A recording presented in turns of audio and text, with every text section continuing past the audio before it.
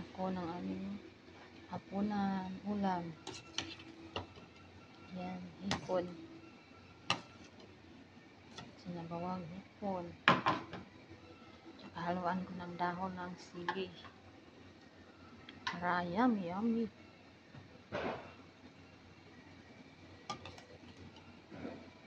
Yan, ginisa ko siya sa bawang at saka luya. Para mabango.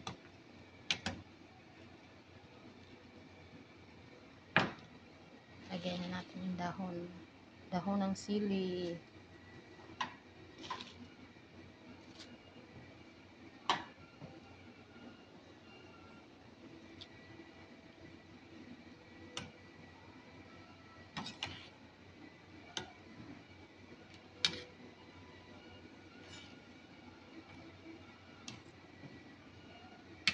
So, ayan.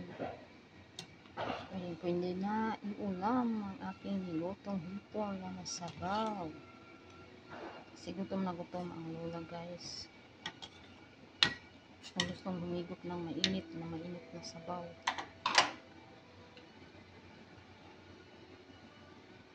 So, ayan. Thank you for watching, mga idol. Sa aking nilutong hipon na masabaw. Yummy, yummy. Super sarap. Thank you for watching.